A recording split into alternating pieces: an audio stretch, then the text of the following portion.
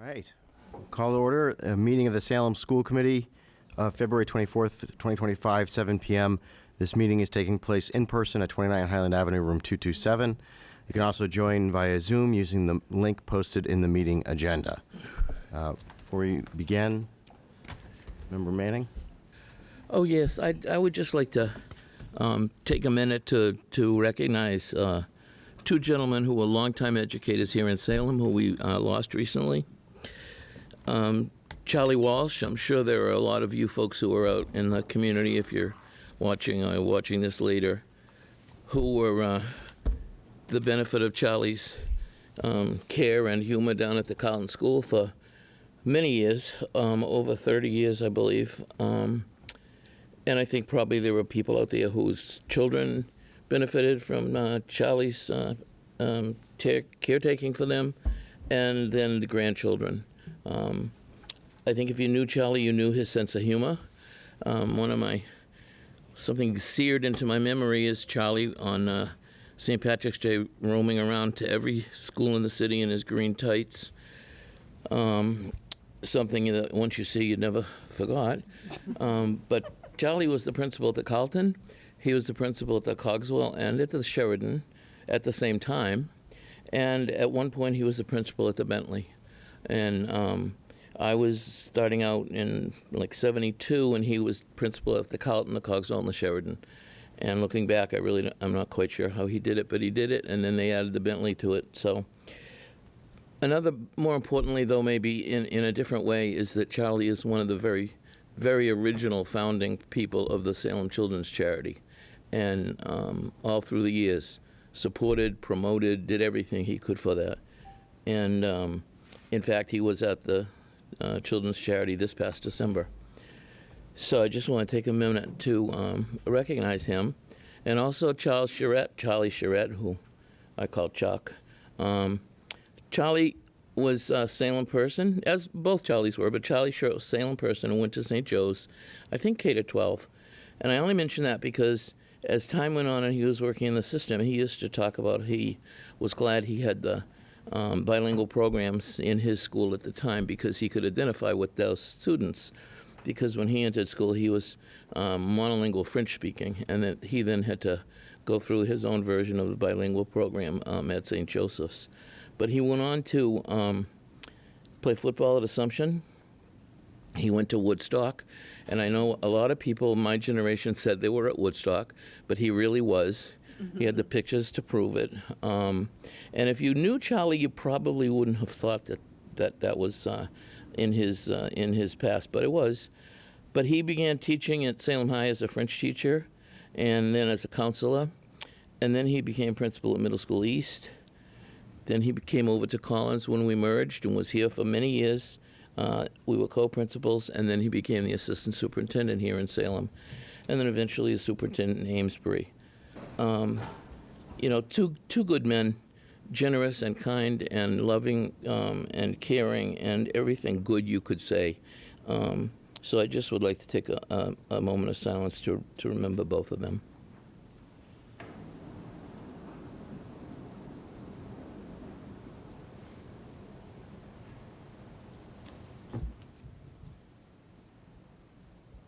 Thank you. Thank you, Member Manning. Our first item on the agenda is approval of the agenda. We do have Member Cruz participating remotely, so all votes will be by roll call vote. Is there a motion to approve the agenda? So moved. Seconded. Motion made by Member Cornell, seconded by Member Campbell. Roll call vote. Member Campbell? Yes. Member Cornell? Yes. Member Cruz?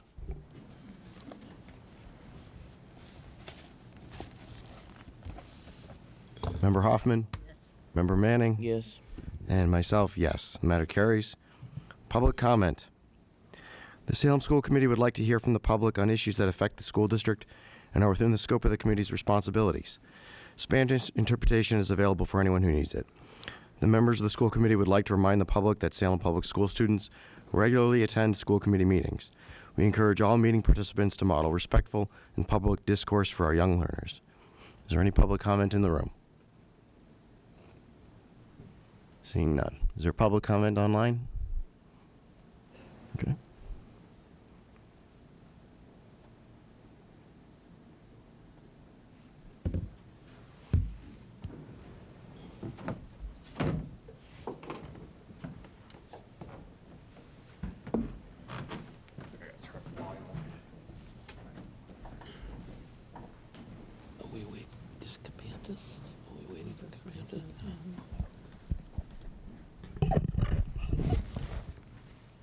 FY '20 to FY '23, that Salem saw a 10% decline in our state aid share. Although 40% going down to 30% is a 10% difference, that decline is actually much worse than 10%. 40 going down to 30 is a 25% decline, not 10. Next, for the board, I have a request. We've heard terminology that we've been treated unfairly, that the DESI formula is broken. And what I would like to see is this board put the DESI formula up there that shows the exact inputs that determines what we get for our aid. It's obviously diminishing. The Student Opportunity Act obviously is not working the way that we've all hoped. And I'd like for this board, in a public meeting, let's show the formula and let's show the actual inputs that are causing us to have a decline in that money. Next, my last is a question for the chair. I don't expect an answer tonight, but I do expect an answer at a future meeting. It's almost 2 years to the day since Chair Pangallo announced that the DESI formula was broken and that it has cheated Salem out of millions of dollars, and that he was going to work to fix it. I think it's fair to ask him what has he accomplished and what specific acts has he done over the last 2 years to help fix this formula. Thank you.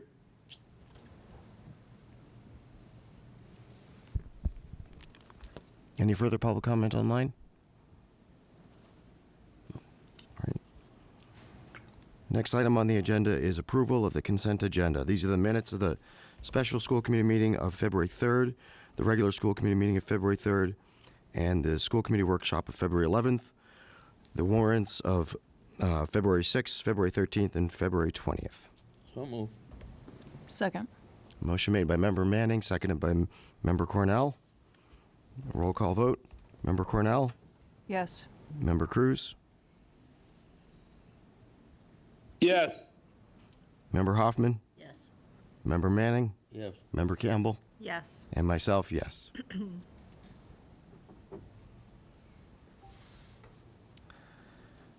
Next item on the agenda is our student representatives report. So, due to last week being February break, we did not meet, and today the advisor was absent, so we also did not meet. So I don't have anything new to report on within the group itself, but I would like to report on the new change to the lunch that was just enacted today. I think overall, after everybody sat down, I think it went well. I don't think there were any major problems, except for in the beginning when it was hard to get in line and there was a larger traffic jam, I would say. But I think the extended time that was added onto it makes up for it. So I think that today it went well, and I think it's a good way of clearing up the schedule and making it more simple.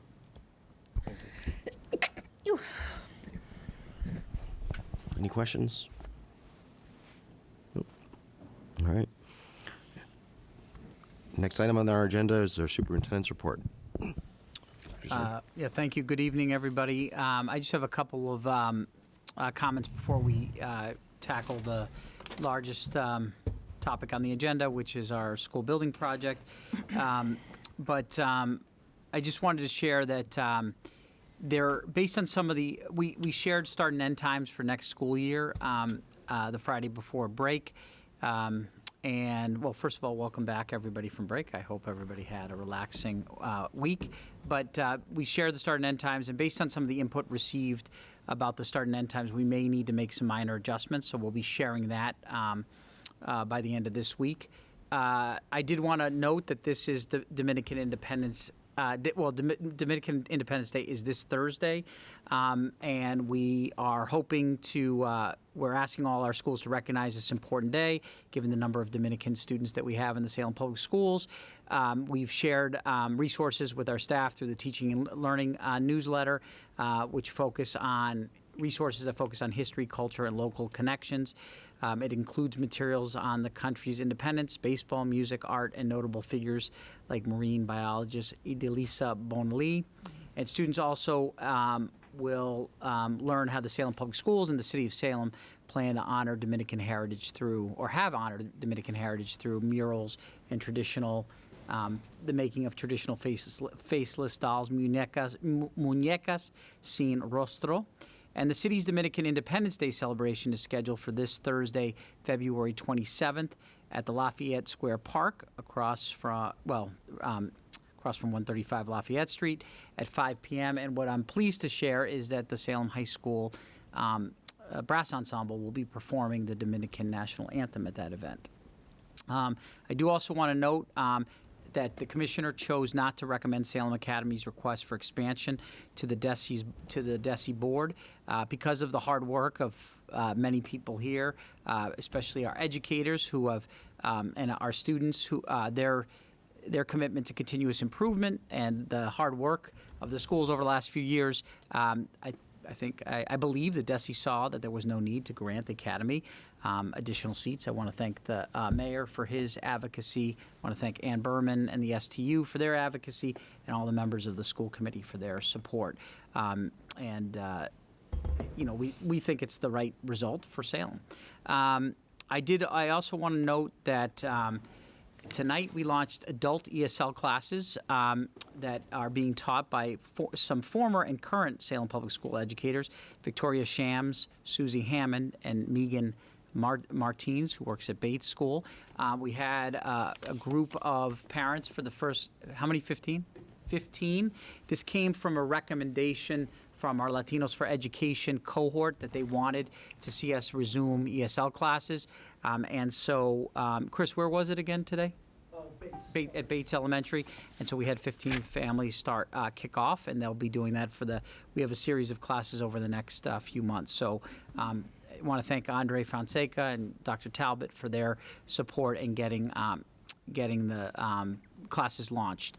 I also want to acknowledge some of our athletes, our student athletes, and want to call out that this weekend, Salem High hosted the Division II State Wrestling Tournament. The Witches were well represented, with 6 wrestlers making the podium, reaching the podium and qualifying for all states next week at Methuen High School. Senior Miguel Arcila had won his match to become the 150-pound state champion.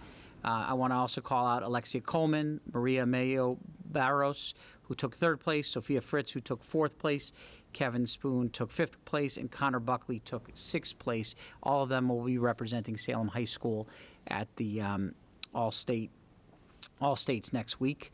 Also want to recognize Grant Dwyer, who represented Salem High School over the weekend at the state championship. He placed 2nd in the 200 individual medley and 2nd in the 500 freestyle, earning 2 personal best times. So I want to call out Grant. And then this Friday night, the Witches are in the basketball playoffs. As the 7th seed, we will be hosting a home playoff game.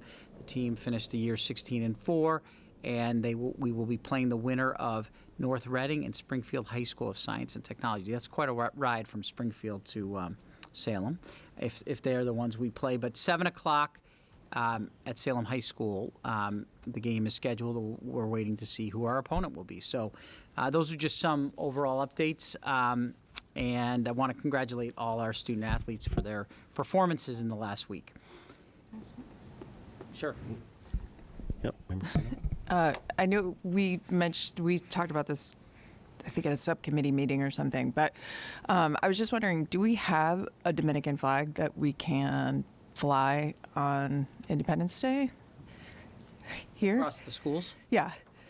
I have one outside my office. But, Can we throw it up there? That's a great question. I don't know. We can get them, I think, pretty quickly. Yeah. One in the calf. There's one in the CAF. There's one on my. One at the high school. Just start ripping them off the walls. You're and- suggesting that we fly them at the schools? Yes. Okay. Yeah. Well, we can order on Amazon this evening, Okay. or somewhere. And yeah, I'd like to see if we can get them. There's a flag company. Okay. Okay. Thank you. Sure. All right, so now the main event tonight is we have, we're joined by our two members from our project management team for the new school building project, Margaret Wood and Kim Carter. You want to wave there, Kim? And we're also joined by our designer, Brooke Trivas, who's also here. And we wanted to share with the committee, a lot of work has gone in over the last few weeks, a lot of time, energy, by a lot of folks across the Salem Public Schools who have been working really hard with our team, who is supporting us through the process in creating our educational plan that needs to go to the MSBA, which Margaret's going to talk about in a moment, as well as a space summary for the new high school project. Things are moving at a very fast clip. After you voted at the last meeting to support a 9 to 12 facility, this is the next step, which we'll be talking about. We have Mr. Burns here as well, and we're going to share with you a little bit about the educational plan and the space summary, so that the school committee is fully informed of everything that's sent forward to the MSBA in the coming weeks. Welcome, Margaret. All right, thank you. I think this is on, right? So while we get the slideshow up, I just want to say the effort on this, I think I first came and spoke to you on November 21st, which was not that long ago, and the effort, particularly in the last month and a half, to put together the educational program and the space summary has been very broadly collaborative and I think very successful. So I think the documents that you have before you, which are still in a draft format, are really exactly where we need to be at this point. So I'm going to talk a little bit about, for context, how to ground this. Can you make it go forward, Mark? There we go. Okay. So these two pieces, in the steps of the MSBA process, the very first initial step is what's called the Preliminary Design Program, PDP. The PDP on the whole is what I call a due diligence document. So these two pieces are the pieces that are related to the building program, but the architectural team and all of their engineers have also assembled a huge amount of existing condition information. They've had folks in to look at the building. So there's the documents that the building committee is going to be reviewing this Thursday and hopefully authorizing us to submit to the MSBA are a very large document, but these two pieces are really the drivers of the educational aspect of the project. So they go hand in hand. The educational program is a narrative. It's the big fat document on 8.5 by 11 that's on your desk. And it covers, it needs to be both aspirational and particular in the sense that it needs to reflect what the district aspires to teach, how to teach, and how a new building or a renovated building might facilitate that. And then the space summary, which is this thing which even at 11 by 17 almost really needs a magnifying glass, is, as you can see, 4 pages of room by room itemization. Now, I can tell you over the last 2 months, we've had a discussion about practically every one of the spaces that's on this document. And we're not going tonight to go through everyone in detail, but I think we're going to start and kind of give you an overview of the aspirational part of it and then have an opportunity for you to ask questions about it. So those are the two pieces. Mark, next slide. Steve, were you going to talk to this? Okay. Mark, can you move me along when I'm ready? Okay. So as with anything, we start with our vision statements, our values, and in this case, because we have a very strong portrait of a graduate, this was an important part of driving. It needs to drive our educational plan. A lot of work was done 4 years ago to develop the Portrait of a Graduate, which Salem High has adopted, not just Salem High, but across our high schools. It was part of the accreditation work that Salem High School did as well. And so we grounded the ed plan, which you have a hard copy of in front of you, and you'll see prominently at the beginning, we talk about the Portrait of a Graduate. And then we go into our district strategic plan, our values, and so forth. So I just want to call out that Portrait of a Graduate, I think the MSBA wants to really understand how we have defined student success uniquely in Salem based on our values and what we want to see from our educational programs and our educational system. It is not meant to be cookie cutter, that every district, every municipality has their own beliefs about what schools should look like. Next slide, Mark. And we talked a lot about, as part of the project internally, we've talked about the importance of embodying our core values of belonging, equity, and opportunity as we designed this project. We wanted to make sure that this facility, we've talked a lot about how it needs to shape not just the Salem of today, but more importantly, the Salem for the next half century. And we have to have a forward-thinking view of what this building is going to do for our schools. We also want to build on the fact that right now, Salem High School is one of the highest achieving gateway high schools in the Commonwealth. And that's not a exaggeration. That's a reality. If you stack us up, our high school, Salem High School, with all the other gateway high schools, Salem, I think, is, if not the second or third highest achieving. Glenn has showing me a 2 high school, and we want to build on that success as we build this new high school. And then we know that the city of Salem has some very strong commitments to net zero positive energy efficiency, and that's an important goal that we want to strike in this project. And I know was one of the reasons we selected to work with the designer that we did. So with that, to ground you in some more specifics about the ed plan that you have in front of you, I turn it over to Mr. Burns. All right, thank you.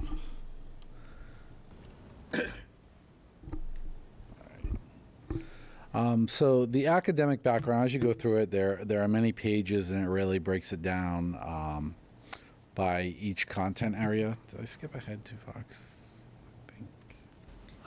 No, you're there. Academics is right. All right, it's not CT first. No. All right.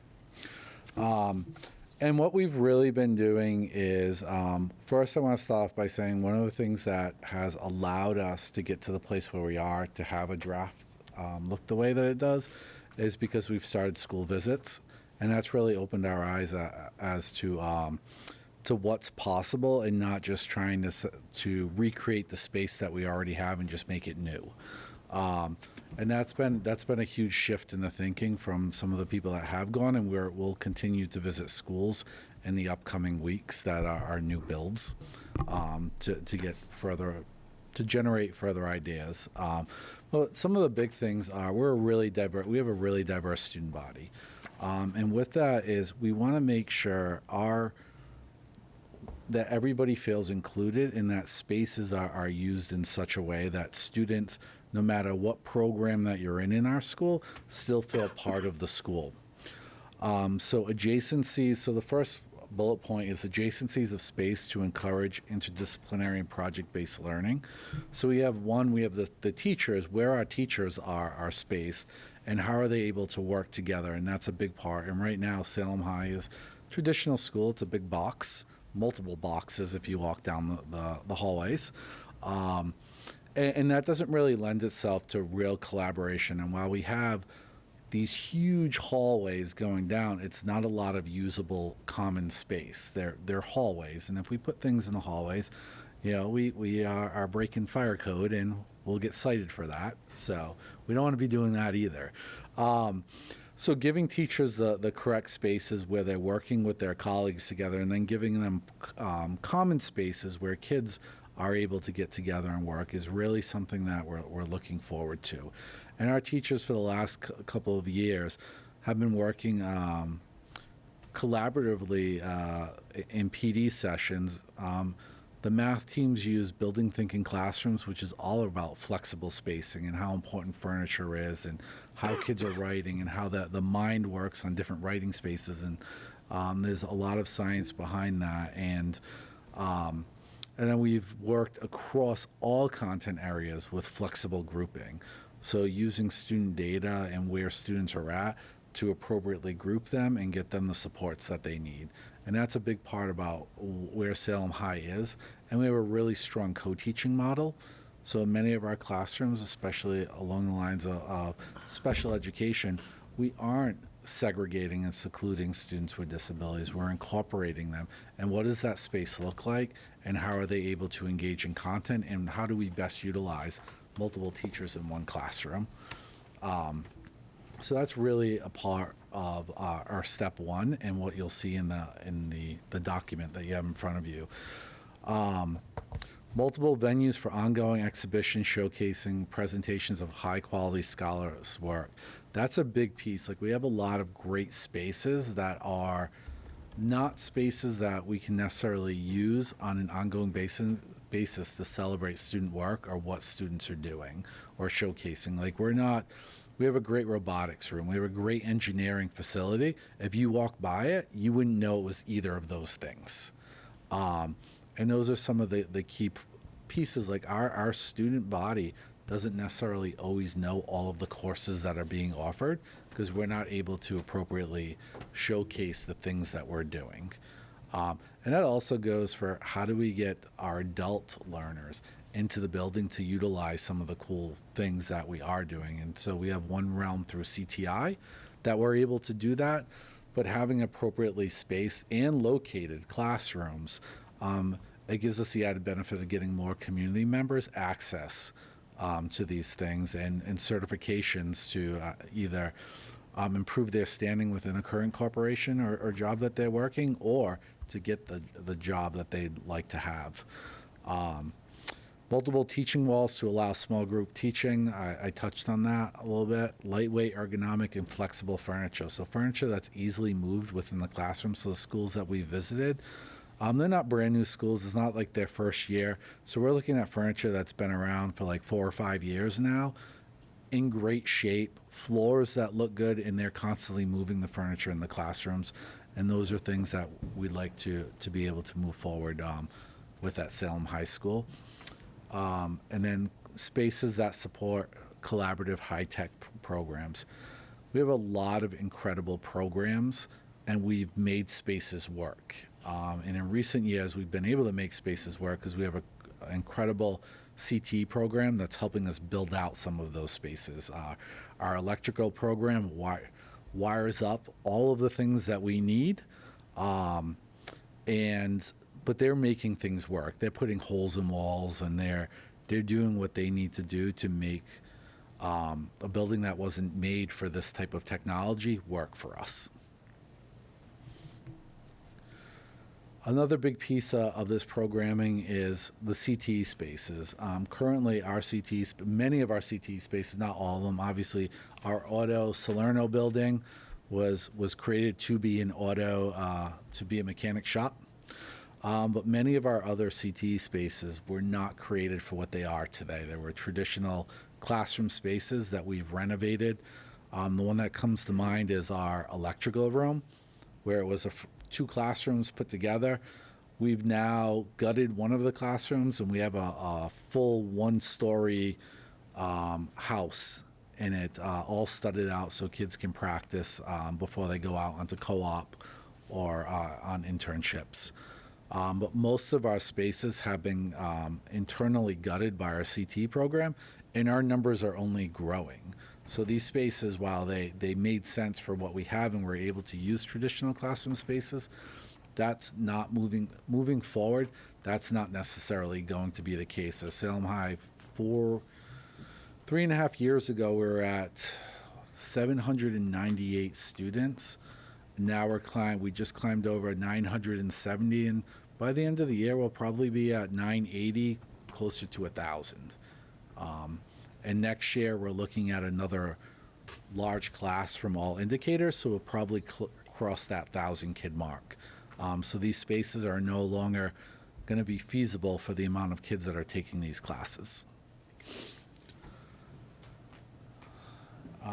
Performing arts, that's one many of us have spent a lot of time watching our performing arts programs.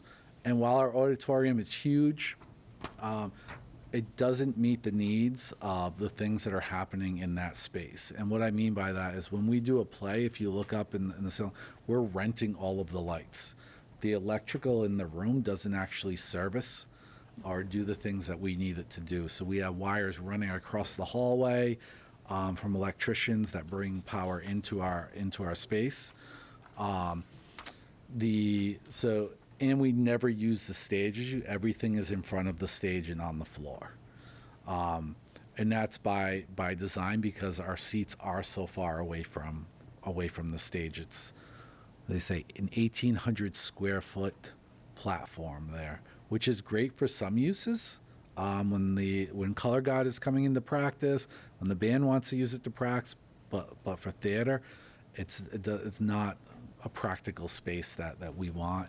And then other things that we don't have in the school, we don't have dressing rooms, we don't have proper lighting or sound. Like, we've purchased everything and kind of made it all work. And we don't have, as many of you know, proper HVAC in there, so there's not proper heating and cooling.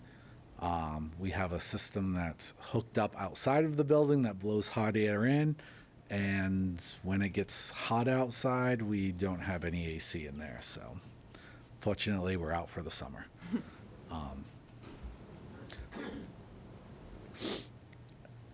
So just to go back to that, things that we've been asking for, or some of the asks, are an updated theater, as well as a black box theater. And the black box theater, it's not just for theater. It'd be about a 200 person. It'd be for faculty meetings and a variety of other things, and that's in the paperwork that you have. Some of the uses that could help us out with, as well as color guard practices, cheerleading practices, a bunch of different opportunities for kids to use that space.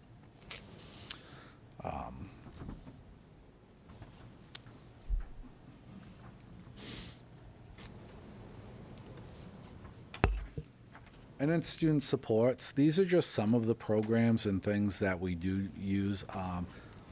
One of the great things about Salem High School, and one of the things that I'm most proud of, is we are such an inclusive school. We are a unified champion school, and that's not just the title, and we didn't just check boxes and say, well, we need to do these things to get this banner.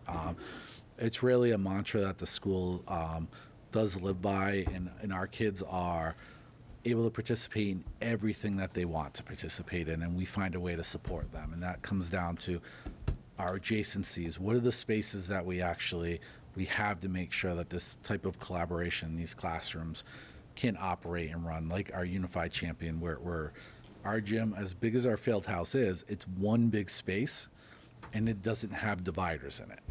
So you're using this big space, and we have Project Adventure, we have Lifetime Fitness, we have Unified Sports, and it's really hard to get all of those things in during the day and give people their space where they can be safe. As many of you know, our back gym, or our small gym, is a basketball court, which is great, but on the other side of that court is a weight room. You can't use both spaces at the same time because it's not safe. Kids miss a basketball, it pops over to the weight room side, and kids lifting weight can get hurt. So there is space there, but it's not always usable space, and we can't use all of our spaces at one time because of the setup and just how we've had to make things work. Other programs that we have, that many that are just in classrooms and don't necessarily have the right design or the right fit, is our Hawthorne program, which is a program that's really helpful with transitioning kids, typically from hospitalization back into school. And we build out schedules that work for the student, and there's a safe adult there that's helping them that's tutoring them, helping them keep up with work, and as they're comfortable, transitioning back into a full school schedule. We have Connect for Success, which is for students typically in ninth grade and some in 10th that have really struggled with the transition to high school. And we have adults there that are supporting them. And those adults go between their classroom right now and supporting them in their core academic classrooms. Crew, which is our advisory period. And while we love crew and it's great when they're all in their small groups, we've wanted to bring crews back together. But it's really hard to find the appropriate space or the common space where crews have a space that they own, or multiple crews, and that they can like kind of make it their own or share or have a team. That's really hard at the high school currently. And in our career and our college and career counseling, who hosts workshops, providing one-to-one support and mentors. We have a hard time finding places for these workshops, and there's a variety. It's not the traditional, they go into a classroom and they just present. There's also virtual college workshops that the college tells us during this time, sign into these things. And we'll usually have 20, 30, sometimes 40 kids sign up for those things where it's not big enough to use the whole auditorium, and though sometimes we have to, we'll set up sound and whatnot, but it's not small enough also just to fit in a classroom space. So having that conference room space where we don't have to shut down our library or shut down other spaces would be really important. Also a nice space to bring parents into for these meetings and for these opportunities. And then student supports. Just how are we distributing, or how are we placing, again, adjacencies of classrooms for our multilingual learners? How are we placing the teachers? Where are the teachers? Because they're part of the community, they're not an add-on to our community. And so that's really important to understand. The way Salem High School is set up now, it's very easy to not feel part of the community because there are certain wings that only have a few classrooms in. And we utilize all of our classroom spaces, and we need to.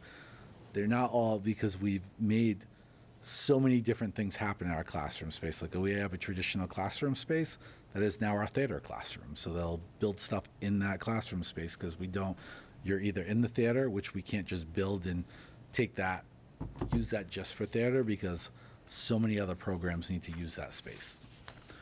So that's really important that for our multilingual learners is where we're able to place these classrooms and make sure that they feel like they're part of our community. And then I have already talked about special education and making sure that that they have fully functional spaces that support their development of functionality. And that goes back to, we have every program at Salem High School, and it's really important that these spaces are created with the newest technology that are developmentally appropriate for the kids that are utilizing that space. And right now we're doing a good job. We're doing the best that we can with what we have, and we invest as we do, but this is a great opportunity to upgrade all of those spaces and give our kids the best. And then one of the things that I do attribute the academic rise at Salem High School to is a Salem High Educator Learning Lab. So we have teachers that opt into an embedded, within their school day, embedded teacher training program. And every semester it re-ups, and there are certain things that they go over, and then they're in each other's classroom, they're giving each other feedback. It's something that I'm really proud of that our coaches run and oversee. And it's really important that we have a space that's dedicated to them, that they're able to, share their stuff, keep stuff up on the walls, and that it's really an adult space and not just for students.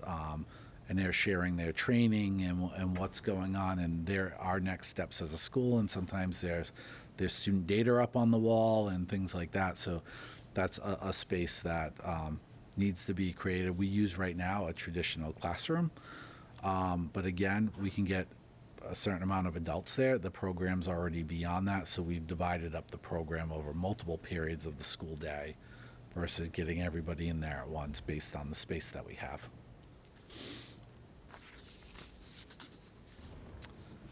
All right, any questions or? Yeah, Brooke, yep. This is you, Brooke. Good evening, school committee and members of the public. I'm Brooke Trivis from Perkins and Will, representing the design team. In front of you, you have a very compressed slide of the very lengthy, as Margaret said, 4-page program. And I want to make sure everybody knows how to read this program, and I think you do, but do you want further clarification on this summary? So let me just explain that in front of you is the new construction option for 9 through 12. We will be doing an educational space summary for 7 through 12 as well. So we are obligated to look at code upgrades, renovation addition, which we will have a summary for that, and that really will include the large field house and small gym only for reuse and new construction. For ease of the discussion, this is a new construction option. So what you have on that slide is a compressed version of all of the sort of major departments. What you have in front of you is all of the detail. The first column is called existing conditions, as you can see, and that represents the spaces that you have. We're still working through all those spaces because there are a lot of them. The middle 3 columns, that's the new construction option, and that really delineates all of the space needs that we've received to date. So the far left of the middle column, it says room NFA, net floor area. That's the square footage of the space. Then the number of rooms is in the middle column, and the total square footage is the multiplication, obviously, of the room net square footage, and that's the usable space inside the walls, and then the total. The MSBA guidelines is what the MSBA will allow without much dispute. That doesn't include special ed because that's district by district, and you have a lot of needs in the special education program. So that is delineated on this plan very clearly. It also doesn't include the CTE program, which you will support. On this document, everything that's gray is not in the MSBA guidelines. So those are additional needs that you have at the Salem High School that the educational narrative will support. So that's really sort of the major things to look at. There's a total net square footage, and that's the usable square footage of the building. So right now we're looking at about 279,000, I don't like those off numbers, 280,000 net square footage that's usable. And then there's what we call a grossing factor, a multiplier, that's 1.5. And that includes everything like toilets, stairs, circulation. By the way, your building now has 20-foot wide corridors, 20 foot, I counted we measured that. And all those other closets, custodial closets, et cetera, that is in that grossing factor. So if you have 280,000 net square feet, and if you multiply by 1.5, you're about 420,000 square feet right now. This is still a draft, and there are some things we're looking at because there are some areas where you have a lot of need, and we think you can be more efficient as you write this new program. And I will say everybody has been looking at, like Margaret said, every single line item at multiple levels with multiple people. So there may be a need requested by the director of a program, but then that goes to other people who vet and really question the need. So that is the summary of this program. I think the principal gave a great outline of what's in this at a high level. And if you have any particular questions or if you want to go through it, I really leave that up to the committee to inquire. Questions? Member Manning? I do have a couple. On page, if I could just refer to page 3. Yes, thank in you. the section on health and physical education. Yes. And I'm sure there's an explanation. I'm a little unclear on it, though. The 5th line down in that section, the 4th line down, I'm sorry, where it talks about locker rooms, Yes. boys and girls. But it only lists under new construction 1 room. and then again out under what the guidelines allow, one room. So I'm not sure about the boys and girls and the one room. Right. I mean, it's two, but it's taken right from the MSBA. They're saying one, but we break that down into two spaces. So I could Right. divide it in half and say, 2,800. Oh, so this is the total footage for both? It is. Oh, okay. So in all the cases where you see white, we were carrying the MSBA guidelines over. Okay. Any case where you see the grayish color, we have made increases. So for example, we carried the gymnasium requirement, our guidelines for a gymnasium is 12,000, and we haven't built a 12,000 square foot gymnasium in a while. It doesn't allow for 3 practice courts and 1 competition court. So we're recommending 18,000. Your existing large field house is 18,800, so you're good there. We're not So losing thank you for that clarification, but it is Okay. divided in two. And then I had 2 more of the same down in the auditorium drama section. Yes. I see the square footage for the proposed auditorium, but do you know the number of the seating that? It's about 690. Typically, we get out of that once you get Okay. So we may be able to squeeze 700, but is that counting seats like there are now, like the 1,000 we have now counts the seats and the flat area? Will there be a flat area, or is that 600 total? so the 600 are the seats. Total. Yes. Okay. And is the And- design to the point where we know yet? Is it all the We haven't risers? designed it yet, but you No probably flat part in the middle. no. Well, are you talking about the front at the Yes, yeah, proscenium? like there is now in the present one. We can talk about You don't that. know that We yet. don't. We haven't designed the auditorium yet, but we will look to. There's a lot of discussion around orchestra pits and what happens at the front, and we'll be Yeah. able to have that conversation with Okay, you. so that's still up in the air. Okay. We did increase the size of the stage because we've done a lot of these really remarkable stages that both support the actors as well as the back of house students who are interested in lighting in the back of house. And we find that the stage needs to be a little bigger than the MSBA standard, so we did increase that. Yeah, that was my other question, actually. The proposed stage is 35 by 80. Do you know what the stage now is, just so I have an idea of how that compares? Stage proportions now, I don't have it offhand, but this is a good. Wider and deeper? Or? It's, yes. Okay. I wouldn't say wider, this stage is pretty wide, but it's Yes. the exact proportions. We work with a theater consultant, Okay, and so this it's deeper. stage gives you the right proportions for any kind of musical. It's more like a Broadway stage Thanks. size. Thank you. Member Cornell? Brooke, I realized that this hasn't come up yet at the building meetings about gender neutral spaces for changing areas and restrooms, and I'm assuming that's going to come up at some point. So, but I'm just curious, like, when in the conversation in our the building committee meetings will we start kind of talking through that, what we want our bathroom spaces to look like, our locker room spaces, so that all of our students feel comfortable and included? Yes, we will absolutely have all gender facilities throughout, and how that's done is really a discussion. It's actually a pretty lengthy discussion. We will have all gender facilities within the locker room so students can have a sense of safety and comfort. We also provide typically all gender restrooms right before you go into the main multi-stall restrooms, and there are other ways to do restrooms. It's a long conversation how far you want to go with it. You can go as far as saying we have stalls and we have sinks. You can go into, that's a very nice way to do it, but not, schools aren't always ready to manage that.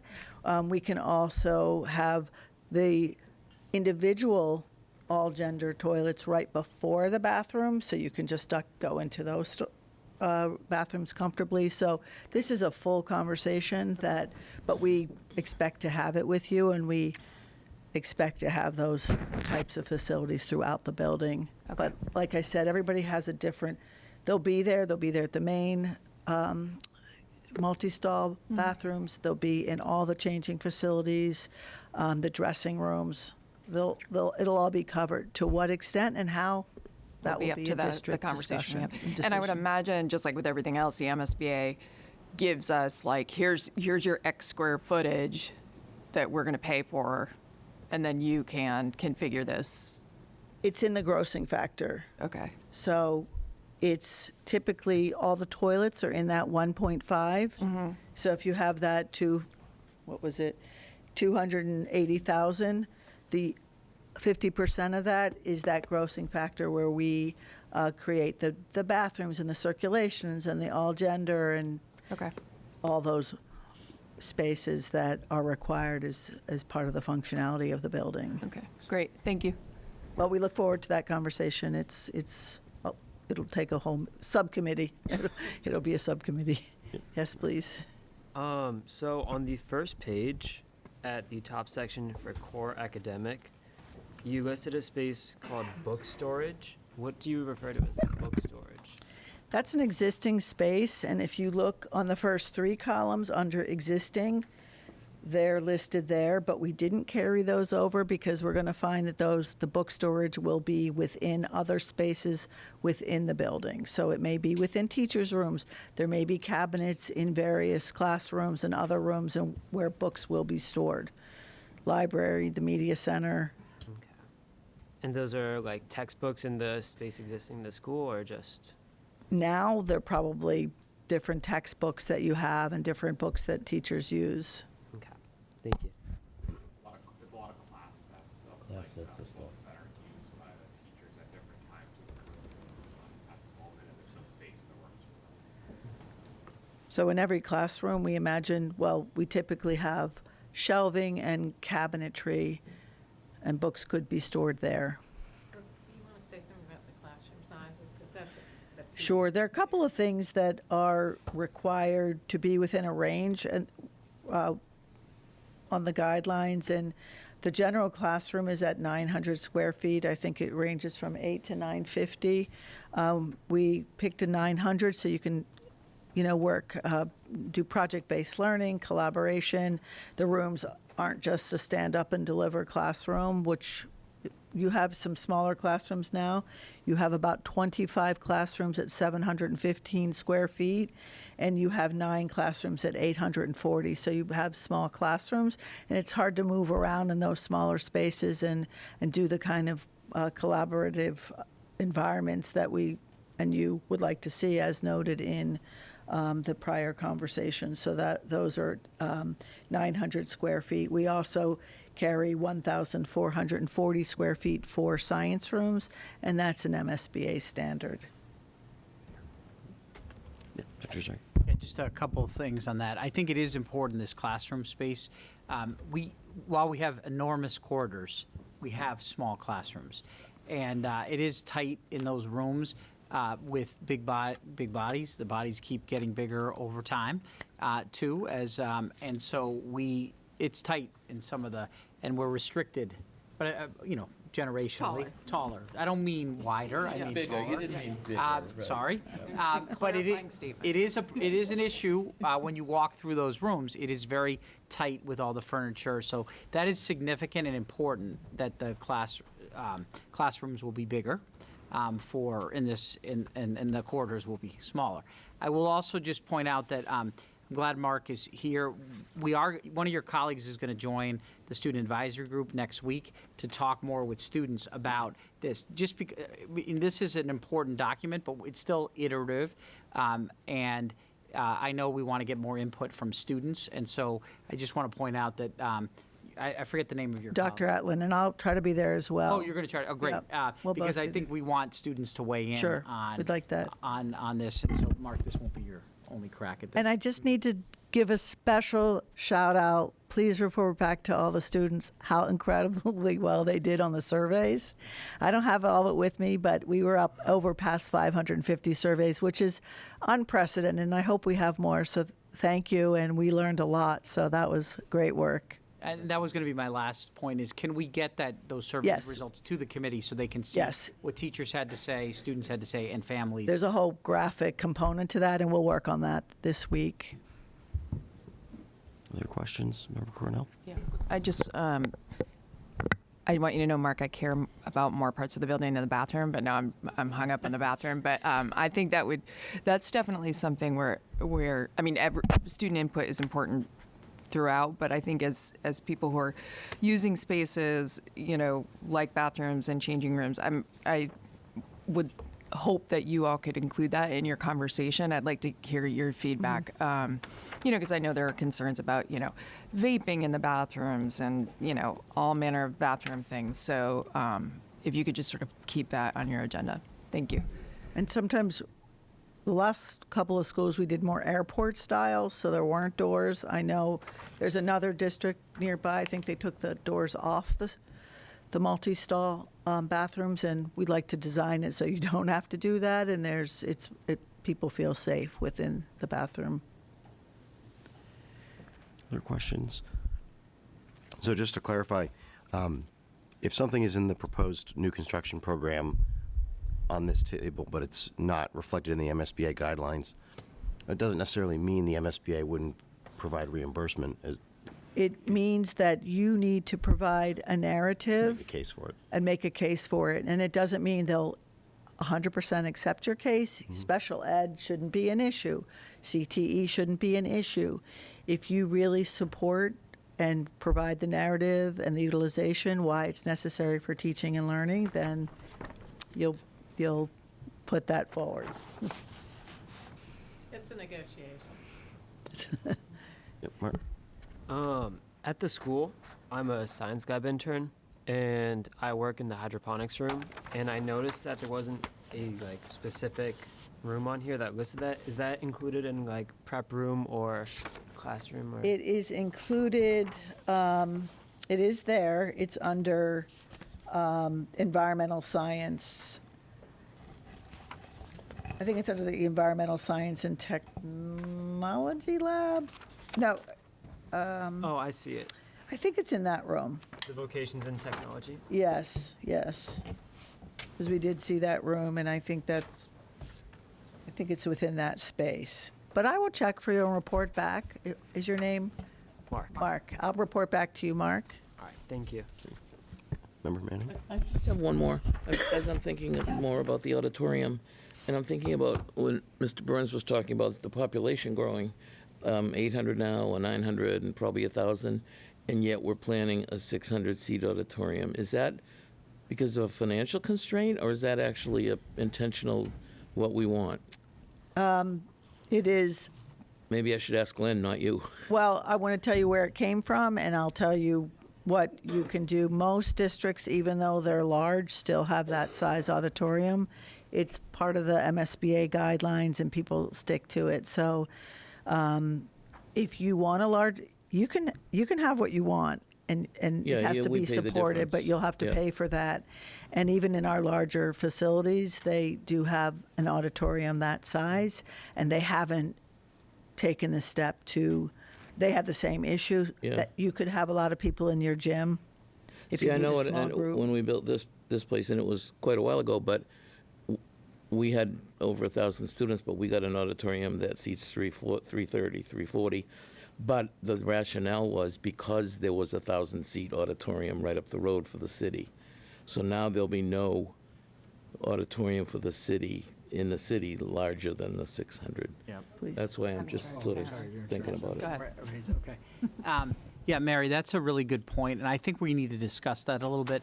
I know that in a prior district I was in, when I was in Wakefield, that was a conversation when they built the new middle school. Yeah. That because they used that facility for town meeting, for instance, they made the decision to build a larger auditorium. It wasn't reimbursed past a certain amount, but that is a discussion that the building committee should probably have, this school committee needs to discuss, because Because we made the decision here for grade level fits, which was okay. for the middle school. Yeah, that was good. That was okay. Right.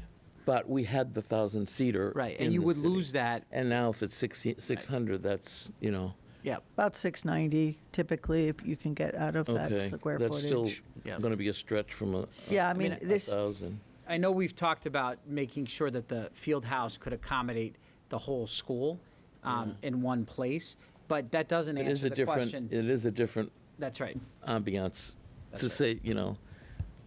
Right, and so I think that's worth more discussion. I don't know, sort of, that may be a building committee and then to the school committee again about the need for that. Like, I don't know how much the Philharmonic gets on an average, but I know that it's Yeah. popular, you know, those kind of uses. Just Are there throwing it other, out are there other uses where we'd I'm- be all, would be I'm filled not right sure. now? I'm thinking more of like the students and the plays. I mean, the place is filled of plays, and that's the 1,000 seats, so, you know, it's, Yep. I just think we should look at that again. Thank you. I was deputized to continue. Oh, thank goodness, he's back. Great. Ah, you know how I like to be in charge of things. I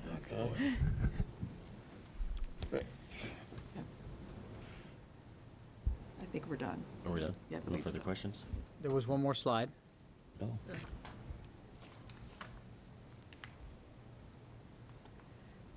You sure? There was. I About should have visits. touched it. That's all right.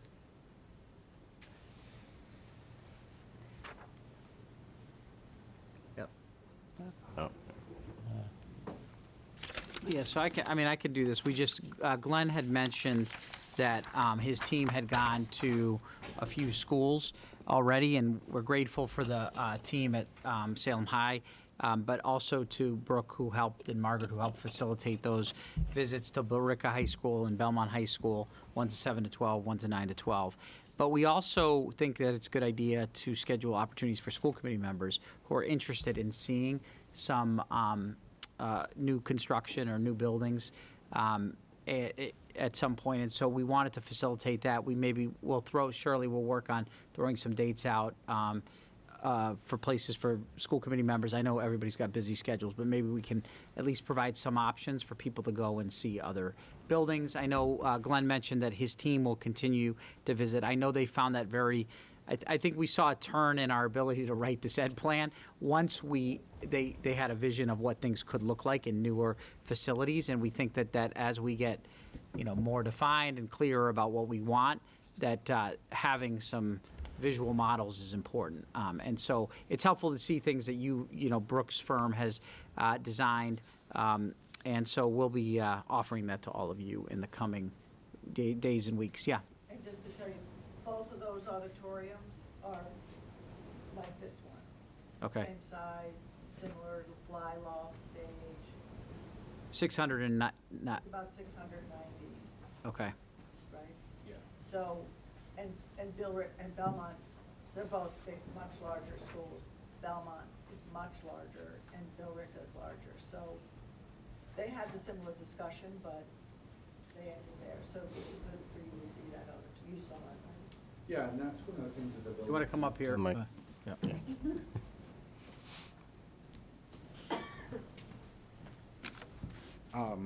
To Ms. Manning's point, that's one of the things that I believe we brought up maybe a couple building committee meetings ago, was that our auditorium isn't just used for the school, that it has a high city use, and that the shows and whatnot do exceed some of the smaller schools. And Bellrica, the principal did talk to us. He was on the building committee, and he said that, well, we opted to say, if we can get our whole school into the gym, and they put larger stands into their gymnasium.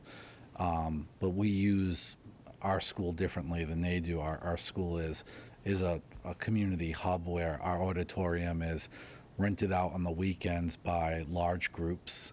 The city uses it for everything, including like Paul Tucker's inauguration and those type of things. So those are things where, to your point, that you might want to spend a little bit more time to think, because you can't do those events in our gymnasium. It'll fit the people, it just won't have the right feel or ambiance. Can I ask, do either of those schools have Chapter 74 programs? No, they did not. So, and that was one of the things that so We're setting up a tour down in the South Shore, Durfee High School, which is a larger urban high school, but they do have a similar amount of CTE programs. Somerville, which is another high school that's similar to us, a little bit larger than us, but has CTE programs.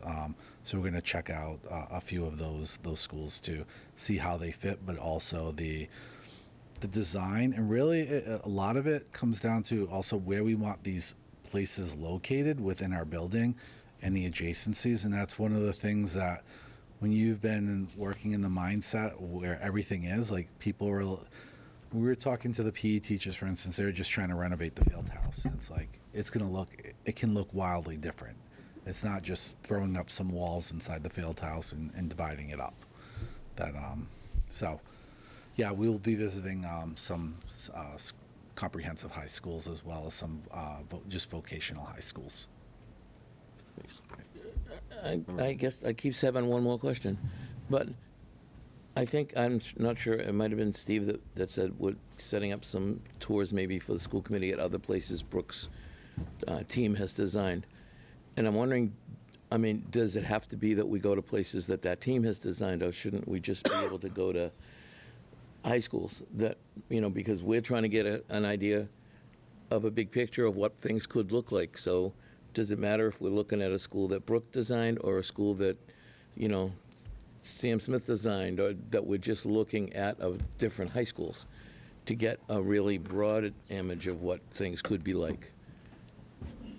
I'm not sure we need to be limited to going just to the ones they've designed, because it would give us maybe a broader idea of what other schools are like.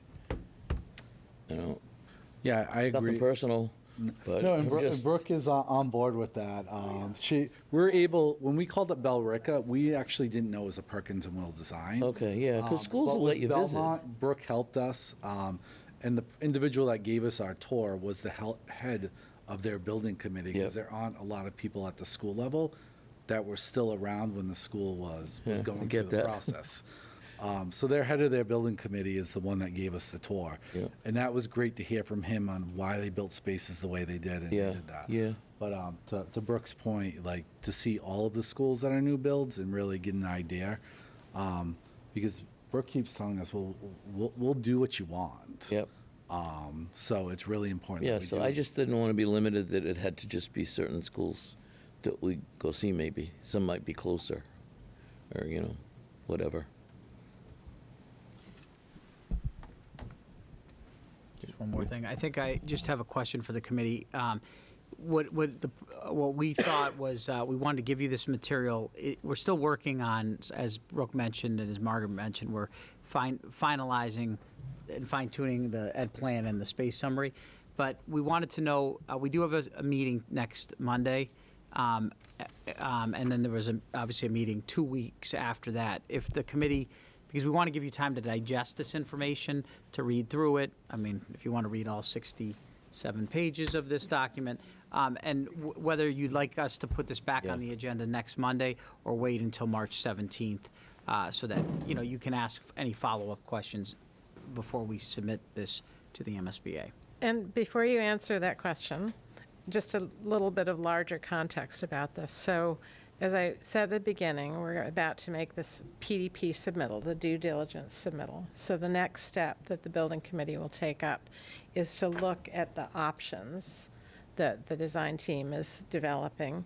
And at the end of that process, the building committee will vote on a particular option. So this is the ideal time for everybody to be going and looking and thinking about this. As part of the submittal, that what's called the Preferred Schematic Report, PSR report, which we're going to submit in June, we will be submitting an update to this, right? So this you should think of this right now. This is a draft. And I think the one thing that I've heard tonight that I think we really do want to change is to probably increase, at least for the draft, the auditorium area, because it's harder, once you've made the submittal, to enlarge things and to shrink them, right? So that's something we'll take up with the building committee.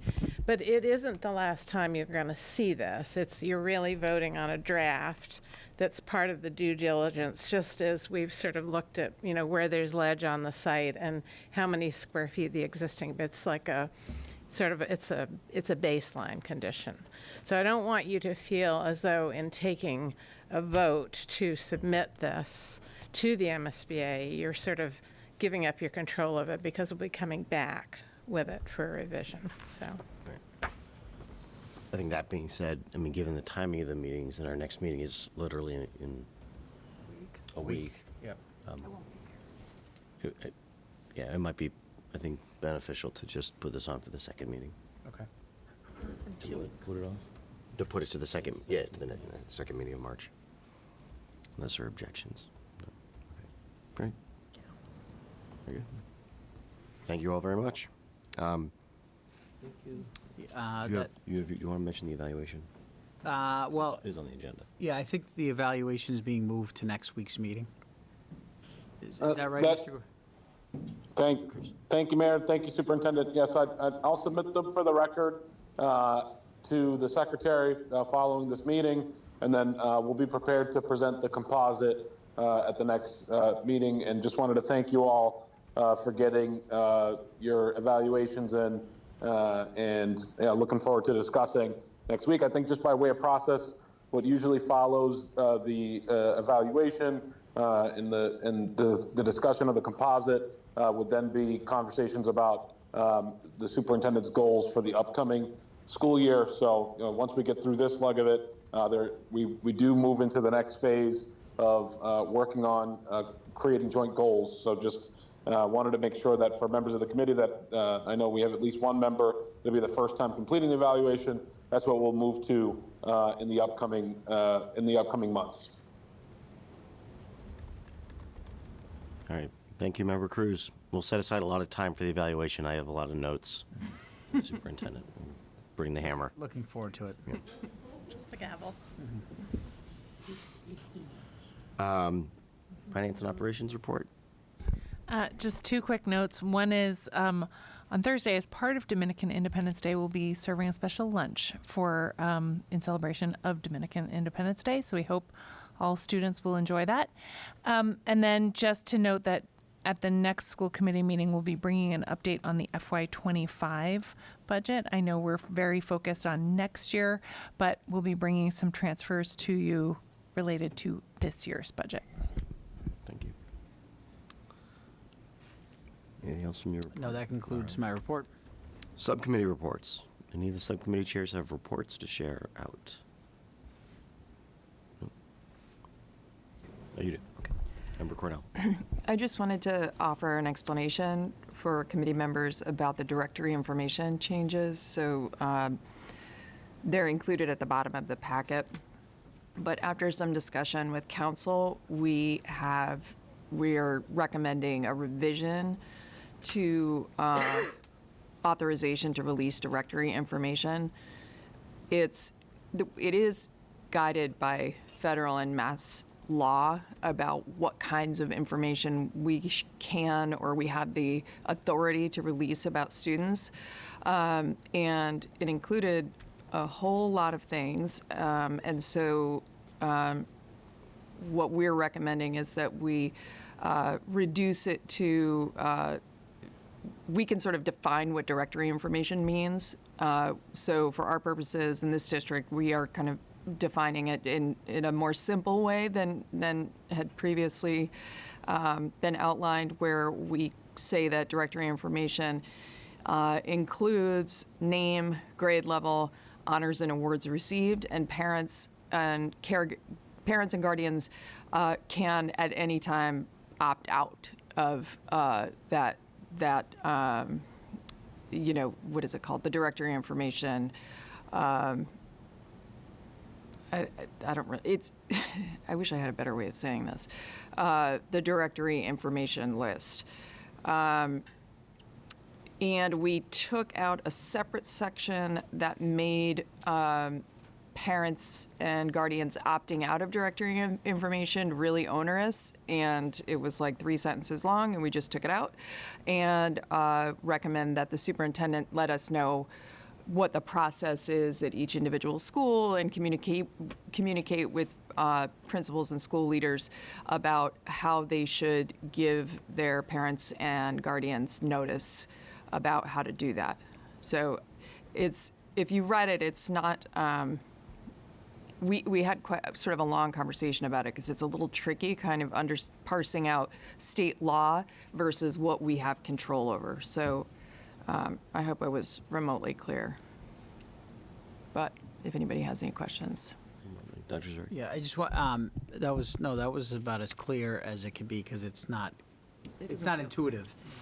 We are going to do a push once the committee passes, or if they pass this, we are going to make a push to go back out to families around whether they want their directory information shared or not and explain it to them. It's part of the back to school forms that sometimes get lost because there's a lot of stuff that goes out, but given that there's concerns about what information schools are sharing out with the public at this moment in time, this is we want to reiterate to families what our new policy will likely be, and then what rights they have about whether they want it to be released or not. So once we get, I think after the third reading, then we would go out. I've already talked to Mark about how we would do a blast out to families about designating what they want in terms of the release of directory information.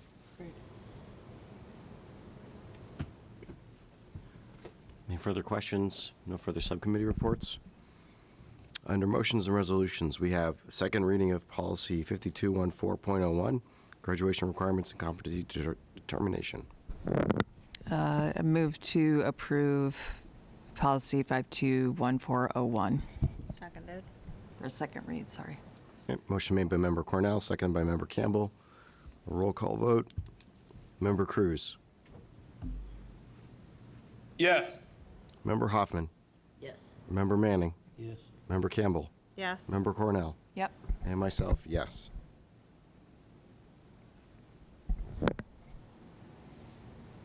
Next, we have policy 5215.01, directory of information on students, first reading. Motion to approve. Seconded.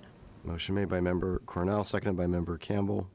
A roll call vote. Member Hoffman. Yes. Member Manning. Yes. Member Campbell. Yes. Member Cornell. Yeah. Member Cruz. Yes. And myself, yes. We are postponing item 3 under motions and resolutions, superintendent's evaluation, to next week's meeting. Item 9, any announcements from committee members? Member Cornell. I think I have to call this a point of personal privilege. I don't know. I'm sure Member Cruz can tell me. I wanted to bring to the school committee's attention a conversation that I had with Dr. Zreich regarding establishing or starting a school committee newsletter and sort of social media presence, because we don't have one. And Dr. Zreich said it's not uncommon for districts to have that kind of communication that comes directly from the school committee. And I think particularly over the course of the next year or two, we have a lot of really difficult budgetary decisions to make. And I think we need a point of direct communication with families in a way that we don't have right now. That's our specific voice that's not going through the superintendent per se. So how we do that, maybe I would like if we could throw that on a school committee agenda. It's a little tricky because we can't collaborate. I think probably two of us could. I know two of us who like to write and edit each other and pick at words. So I feel like I don't want to volunteer, Member Manning, but I feel like, I may have already. But this is sort of just a broader conversation about what that would look like, how we could do that responsibly, how we can manage to sort of capture what our work in one voice, none of which is easy, but personally I feel like this is kind of the time to do it. So I just wanted to bring that to folks' attention, that this is a conversation I've had with Steve sort of over, and actually the our school committee council as well, who recommended that we do this too. So if we could stick it on the, maybe not the next agenda because I won't be at that meeting, but the one after that. So we'll put it on next week. We'll put it on the. Where Mary agenda could say for no. Yeah. The second meeting in March as well on that Thank you. conversation. Further announcements? I believe, Member Cruz, do you have? Yeah, thank you, Mayor. I just wanted to share with members of the committee that last week I was approached by Secretary Tutwiler, our Secretary of Education, and he's asked if I would be willing to serve as a non-voting member of the DESE Commissioner Search, and I've agreed to do so. So I just wanted to inform members of the committee and members of the public that I will be serving on that search committee. It shouldn't have any impact on my role as a school committee member, but my larger, I think, ask of members of the committee, I value all of your opinions. Obviously, throughout different parts of the process, I'll be engaged in an executive search that will be confidential. But if you all have any burning priority areas for the state, whether it's the funding formula or other pieces that you'd like to make sure get raised throughout the interview process, happy to consider those. So I would just ask if members of the committee want to set up time with me or just shoot even me an email about particular priority areas, I'd be happy to entertain those as well. Thank you, Member Cruz, and congratulations on the selection to be on that committee. Dr. Yeah, I just would also like to let the community know, and the school committee, is that on Friday I will be meeting at NAGLY with students and families. We've done this annually to get input on how the school system can better serve the LGBTQ plus community.